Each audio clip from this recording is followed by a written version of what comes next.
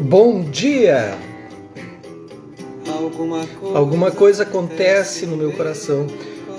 Dia 9 de junho, começando mais um Despertando com Dharma. Bom dia, Isis do Bock, que passou a noite ouvindo Dharma. Que loucura, hein, Isis? É uma pegadinha ao Dharma. Bom dia, Rosa. Bom dia, Damasceno. Tudo bem? Como vocês estão? Oi, Ângela. Essa música é surpreendente. Bom dia, Rosali. Tem músicas que conseguem nos levar para um lugar assim, né? Bom dia, Fred. Bom dia, Maria.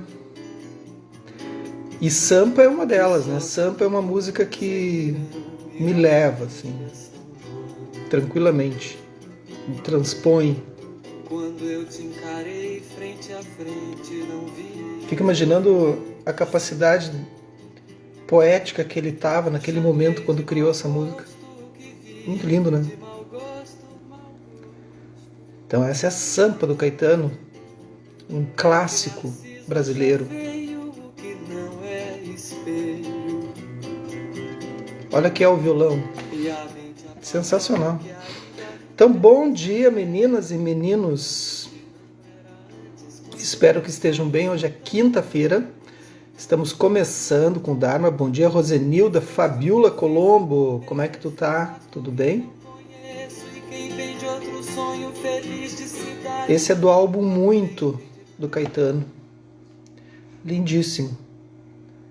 Eu tenho esse álbum em long play, em disco de vinil. Então, bom dia a todos, todas. Vamos começar? Então, a gente está lendo aqui, ó, A Infinita Jornada da Consciência, editora Bodhgaya, do Enio Burgos. Bom dia, Conceição. Bom dia, Alcione.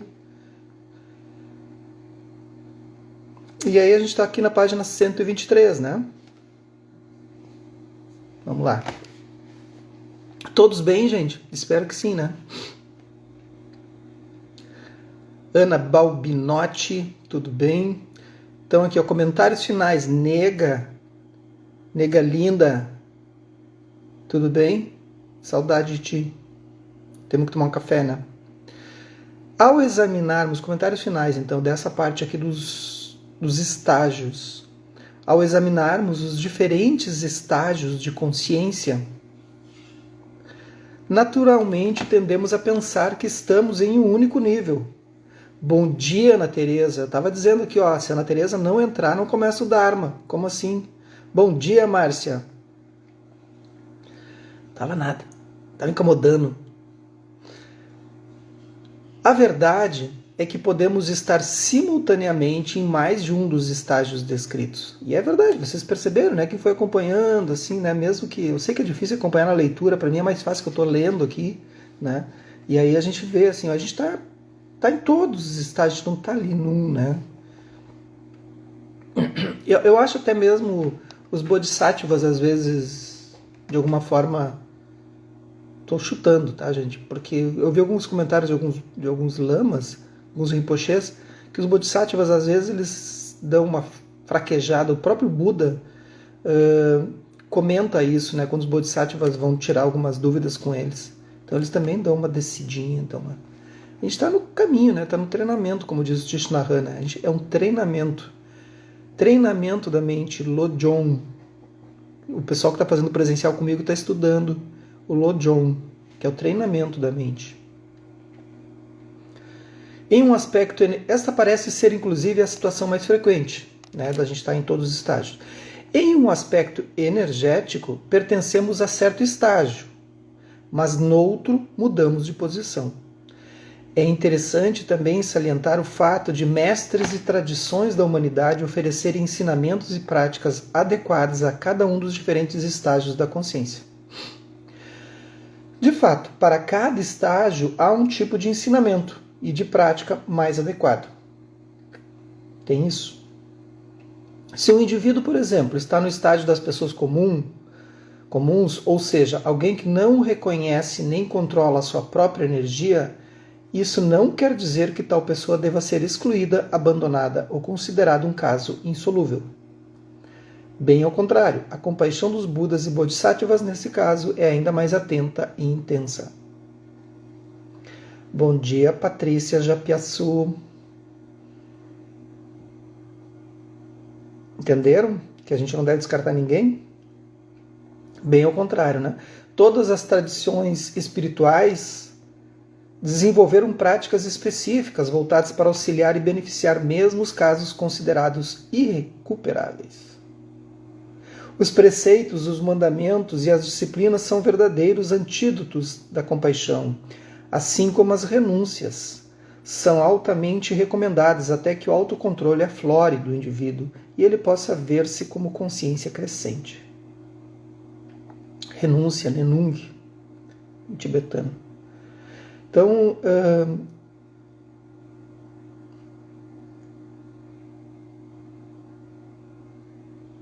os estágios, gente, os estágios onde a gente está, o Buda, quando ele desperta, ele não sai logo de, como dizem os gringos, bom dia, Karen Fisioro, Mames Loucaça, tudo bem?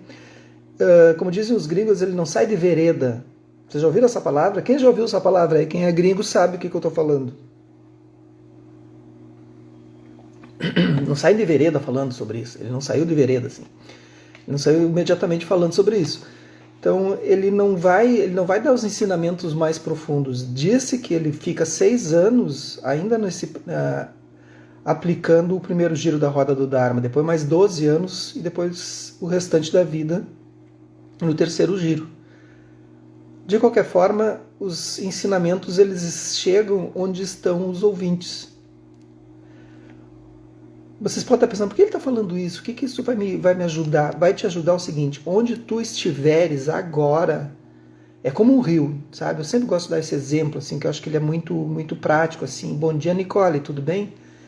Então, tem o rio, né? E ou a BR-101. BR-101 é um ótimo exemplo, né? Porque ela atravessa o país inteiro, né? Vai lá, todo o país. Né? Toda a costa litorânea do Brasil. Então tu não vai, cada vez que tu vai estudar o budismo, tu vai lá no começo, seja lá onde começa a BR-101, você sabe onde começa? Eu não sei, até vou pesquisar. Aí tu vai lá para fazer a viagem. Não, tu entra onde tu estiveres. Quem é a turma de Garopaba, aí pá, acessa a BR. Quem tá ali em São Paulo, acessa a BR. Quem tá no Rio, aí tem gente de todo o país aí, né? Tem gente até de Bom Retiro, gente. O troço é louco aqui. E aí tu acessa. Então tu acessa no lugar onde tu estás. E esse lugar é um lugar da mente. Mas o caminho é o mesmo para todos. E o legal do budismo é isso, que não importa onde tu acessares, tu sempre vai acessar e vai ser conduzido por essa corrente. Vai ser conduzido por esse fluxo. Tu não precisa iniciar lá no início, como é que é, onde tu entrar. Depende da tua compreensão. Tem gente que vai entrar lá no Rio, tem gente que vai entrar lá, tem alunos aí que é lá no Ceará. Vou entrar lá em cima. Bom dia, Rosana. O que significa isso? A sua compreensão, o lugar, o estágio onde as pessoas estão. E é isso. É isso. Essa é a grande jogada, assim, sacada do Buda, né? Inteligentíssimo, assim, né? Eu tenho muitos alunos que são psiquiatras, psicólogos, terapeutas de todas as formas, assim, psicanalistas, muitos, já tive muitos. E tenho conversado muito com uma psicóloga, muito amiga minha, e ela vendo, assim, impressionadíssima, porque ela está tendo o primeiro contato com o budismo, e muito impressionada. Não sei se tem alguém aí que é psicóloga, levanta a mãozinha quem é psicóloga, psicanalista, nessa área, assim. E está muito impressionada com a relação da psicologia budista com a relação da psicologia ocidental, né? Claro, né? Dá para fazer uma aula aqui, né? Que não vai acontecer. Os preceitos, os mandamentos e as disciplinas são verdadeiros antídotos. Falei isso já, né? Antes de nos aventurarmos a atravessar os 6 bardos, tá? A gente vai atravessar os bardos da vida, bardo da morte, bardo do sonho, bardo do sono, bardo da meditação, e aí vai. ou estados intermediários da mente, precisamos falar de um pré-requisito que servirá de embasamento para esta intrépida travessia.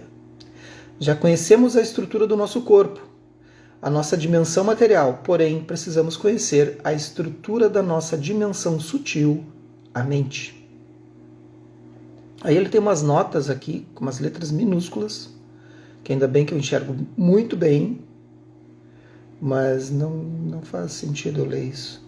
É sobre a consciência, sobre as práticas de meditação. Tá? Aí são notas de rodapé. Eu vou voltar aqui um pouquinho, olha só, gente. Já conhecemos a estrutura do nosso corpo, a nossa dimensão material, porém precisamos conhecer a estrutura da nossa dimensão sutil, a mente. Eu acho incrível que, vejam se vocês concordam com o que eu estou falando, ou discordam, melhor ainda, porque aí eu posso aprender também com isso.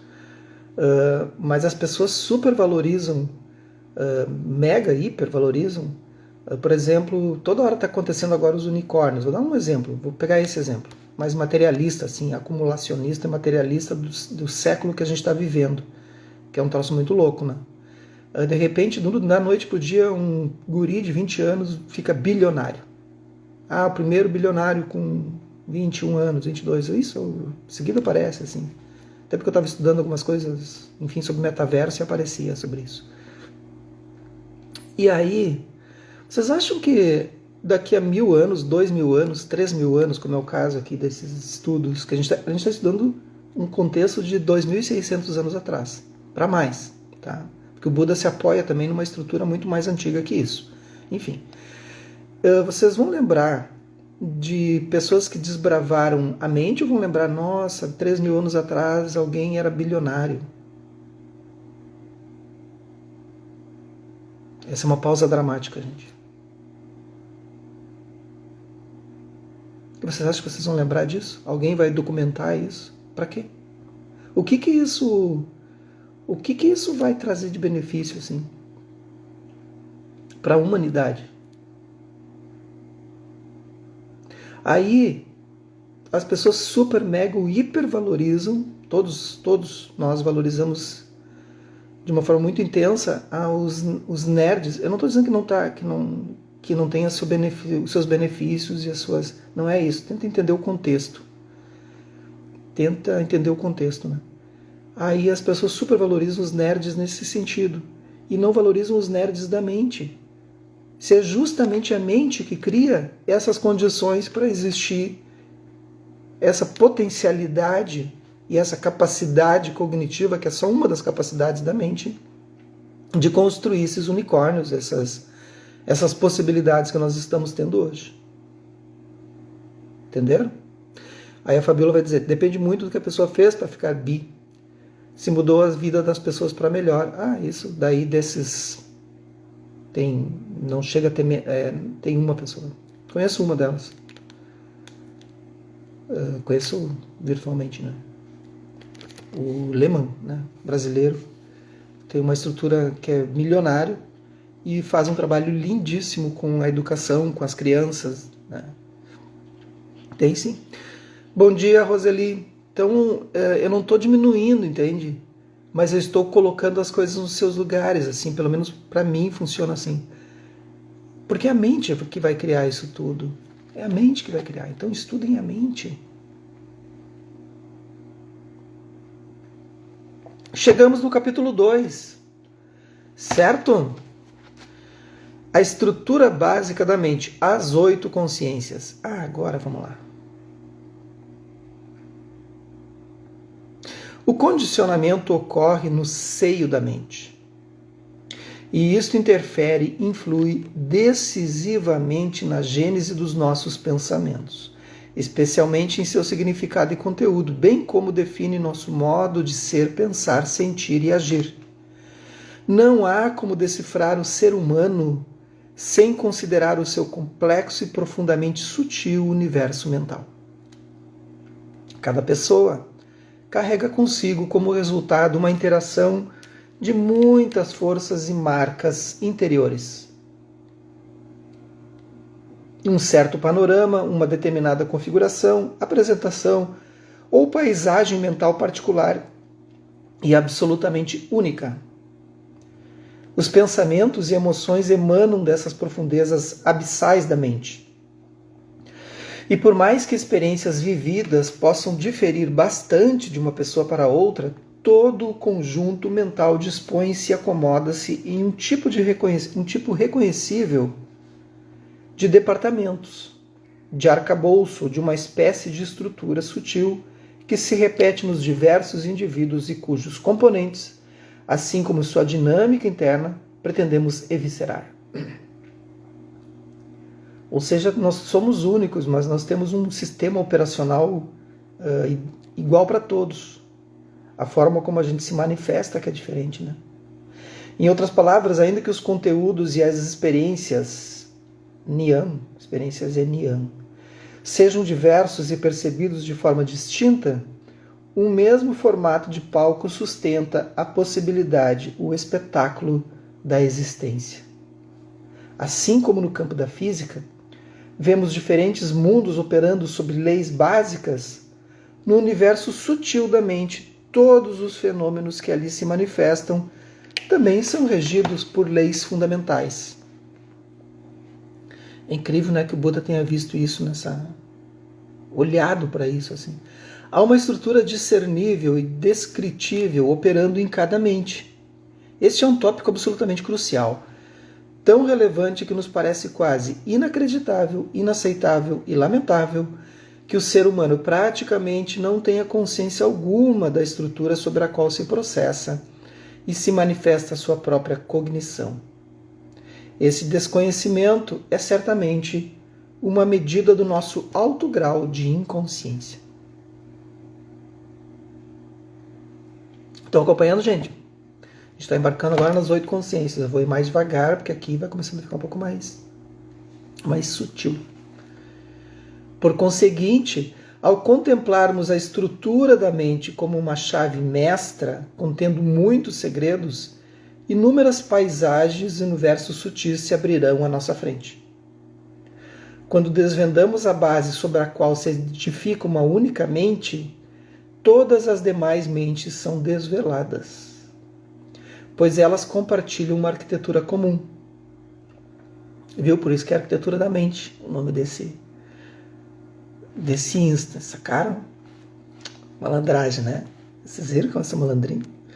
Assim como todos os corpos são dotados das mesmas partes componentes, todas as mentes são dotadas do mesmo tipo de disposição ou configuração sutil. Nosso corpo mental, diferentemente do corpo físico, é todavia de tamanho imensurável. Entender isso completamente requer superar as fronteiras lógicas do nosso pensar. É isso que é o grande problema. Nós não conseguimos entender isso porque a gente está completamente preso à dualidade. A gente está preso à lógica. Vocês querem ver um exemplo? Todo mundo está atento aí? Vamos fazer um exercício? Querem ver como nossa mente ela é limitadíssima? Extremamente limitada, lógica e confinada dentro dos seus quadradinhos. Está todo mundo ouvindo? Eu quero que todo mundo ouça, que daí eu vou falar. Imagine um elefante. Agora vamos fazer uma prática tântrica. Prática tântrica ela é imagética. Imaginem um elefante. Imaginaram o elefante? Agora eu quero que vocês coloquem esse elefante dentro de um grão de arroz.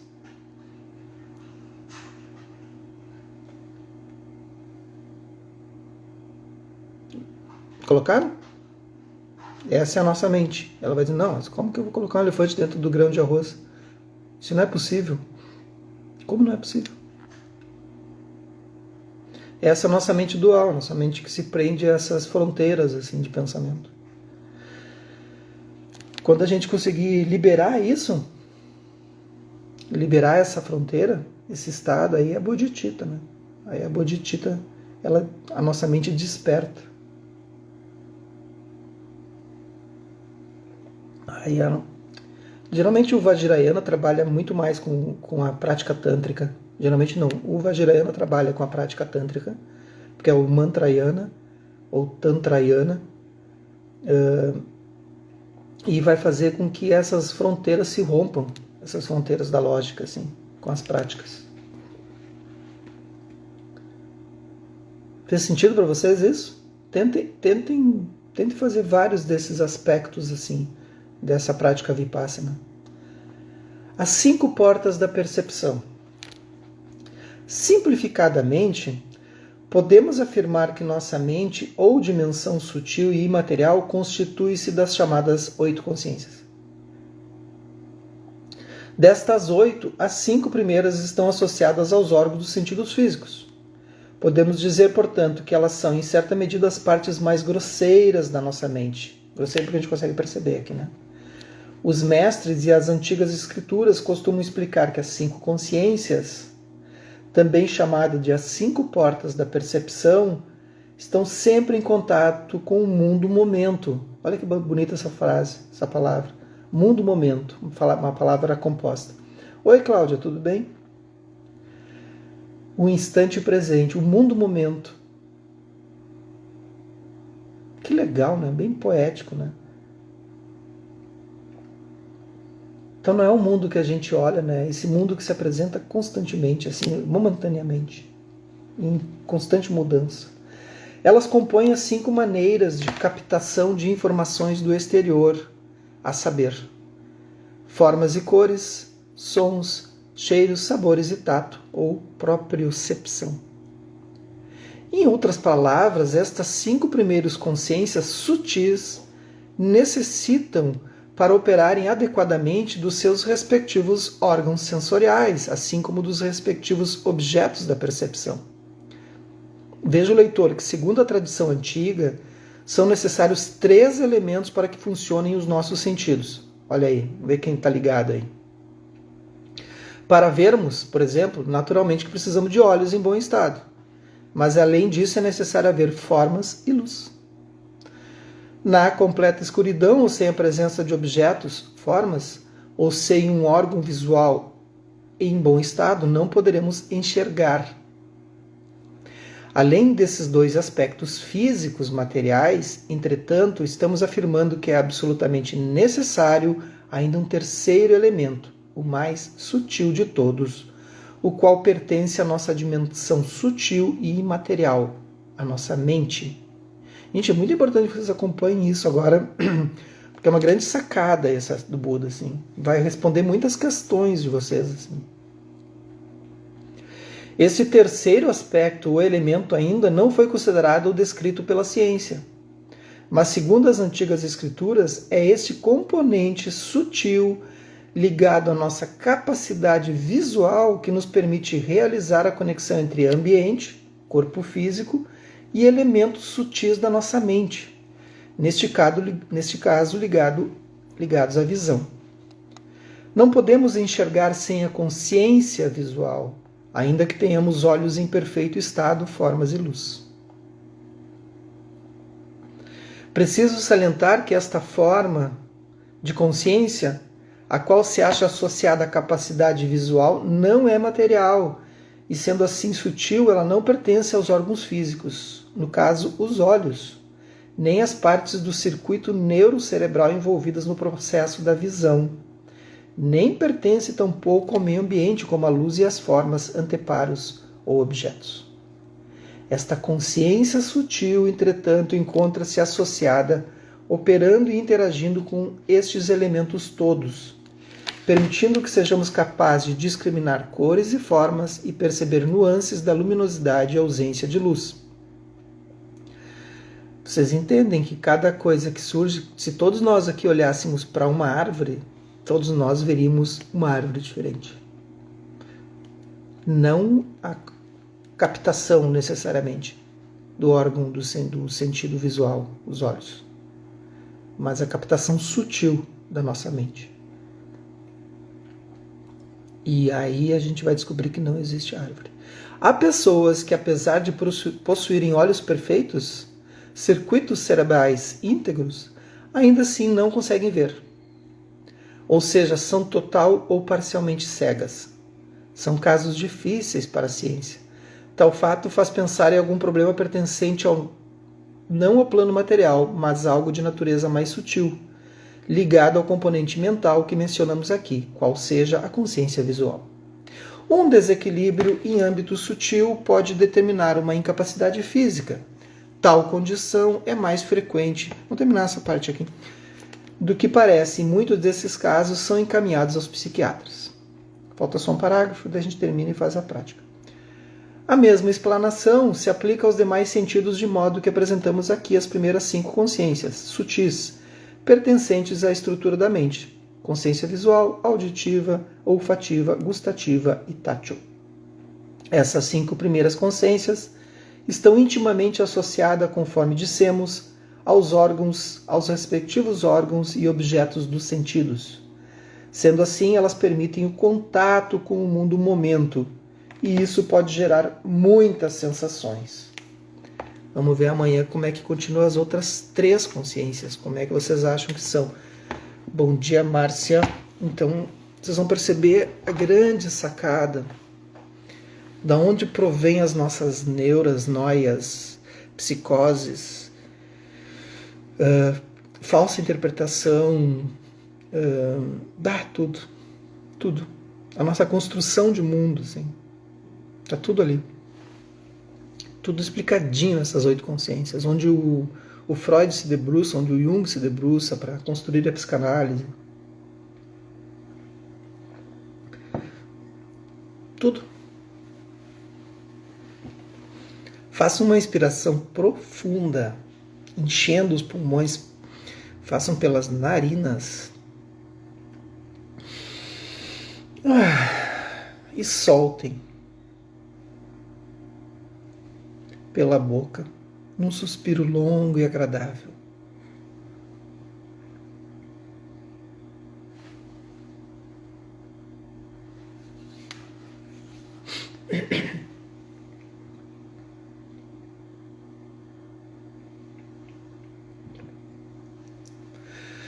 Deixem que seu corpo relaxe nesse primeiro momento.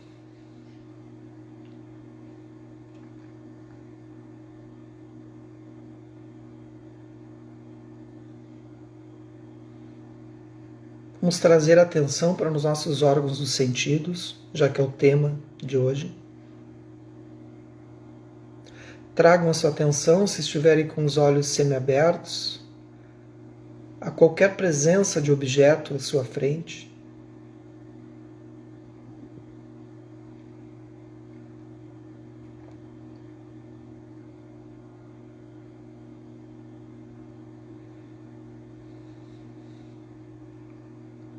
Trago essa atenção ao órgão auditivo, ouvindo tudo à sua volta. Mas adicionem um segundo elemento, que é a consciência julgadora, a 6ª consciência, a mente.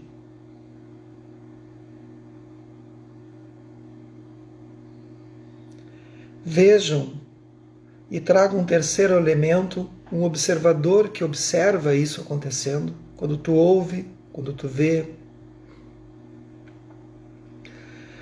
Esse observador vai ver a mente julgando se ela gosta, se ela não gosta deste objeto, desse som, desse cheiro, desse gosto, dessa textura no corpo tátil. Ou se identifica se é alto, se é baixo.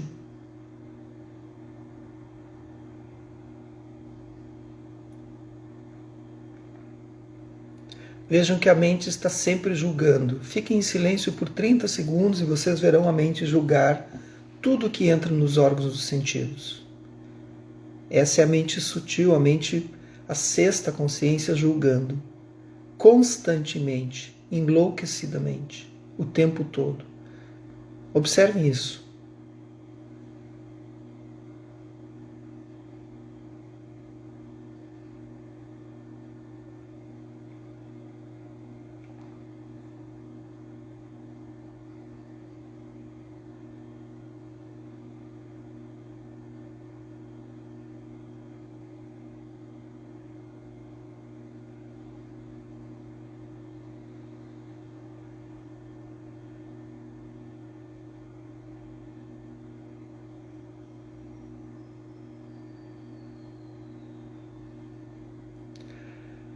Nesse momento, se conseguisse perceber que a mente está julgando, ela julga sobre que base? E é isso que eu quero que vocês pensem hoje ao longo do dia. Sobre que base minha mente julga? Sobre uma base? Observem isso, tentem responder. Se quiserem me mandar a resposta, se quiserem mandar um áudio, se quiserem mandar um sinal de fumaça, eu leio sinais de fumaça. Eu fiz um retiro somente, eu fiz com a Patrícia Japiaçu, como ler sinais de fumaça. É sério? Ela tem essas técnicas. Procurem a Patrícia, ela vai ensinar vocês. Que os méritos desse nosso encontro, dessa nossa prática, se estendam e toquem a todos e que nós possamos nos tornar um caminho iluminado. Um bom dia, uma boa quinta-feira e até amanhã, se a impermanência permitir.